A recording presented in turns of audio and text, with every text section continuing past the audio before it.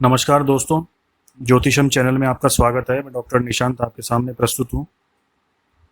एक मुख्य बिंदु श्राद्ध के विषय में स्पष्ट करता हूँ कि श्राद्ध का अधिकारी कौन होता है, श्राद्ध कौन कर सकता है या कौन कौन श्राद्ध करे। देखिए, पिता का श्राद्ध करने का अधिकार मुख्य रूप से पुत्र को ही होता है। कई पुत्र होने पर उसके ज्येष्ठ पुत्र को उसकी मरण वाले जो 12 दिन होते हैं उसमें क्रियाएं ज्येष्ठ पुत्र को करनी चाहिए। यदि विशेष परिस्थिति हो तो बड़े भाई की आज्ञा से छोटा भाई भी कर सकता है। यदि सभी भाइयों का संयुक्त परिवार हो तो वार्षिक श्राद्ध भी ज्येष्ठ पुत्र के द्वारा एक ही जगह संपन्न होना चाहिए। मतलब 4 भाइयों का परिवार है, चारों का खाना एक रसोई में बनता है, तो वह संयुक्त परिवार होता है, तो श्राद्ध भी एक ही जगह निकलेगा। यदि 4 पुत्र हैं, चारों का घर अलग अलग है, रसोई अलग अलग है, तो उन्हें वार्षिक श्राद्ध भी अलग अलग निकालने चाहिए।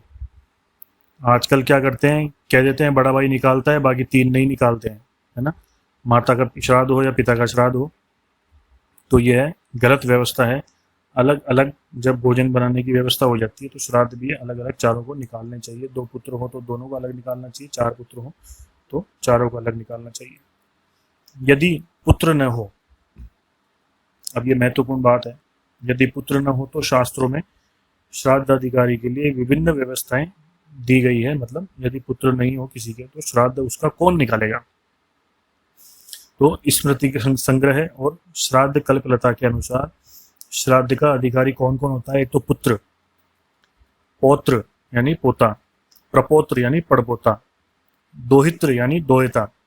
पत्नी भी श्राद्ध निकाल सकती है, भाई भी निकाल सकता है, भतीजा भी निकाल सकता है, पिता भी निकाल सकता है, माता भी निकाल सकती है, पुत्र वधू भी निकाल सकती है, मरने वाले की बहू, मरने वाले की बहन भी निकाल सकती है, पितृ की बहन भी निकाल सकती है, उसका भांजा भी निकाल सकता है।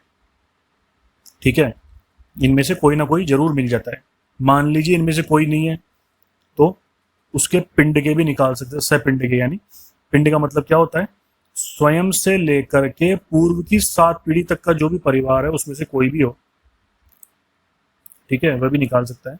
अथवा सोदक भी निकाल सकते हैं। सोदक किसको कहते हैं, 8वीं पीढ़ी से लेकर के 14वीं पीढ़ी तक के पूर्वज का जो भी परिवार है वो उसका श्राद्ध निकाल सकता है। इनमें क्रमशः पहले के नहीं रहने पर अधिकारी दूसरे अधिकारी निकालते हैं।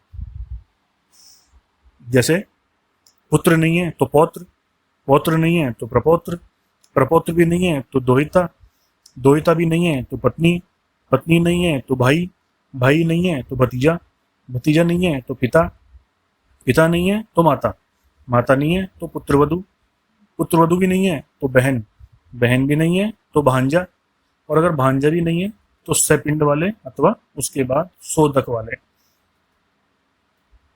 श्राद्ध निकाल सकते हैं। ये श्राद्ध के स्पष्ट रूप से सैद्धांतिक अधिकारी होते हैं। विष्णु पुराण के अनुसार पुत्र, पौत्र, प्रपौत्र, भाई, भतीजा अथवा अपनी सपिंड संतति में उत्पन्न हुआ पुरुष ही श्राद्ध क्रिया का अधिकारी होता है।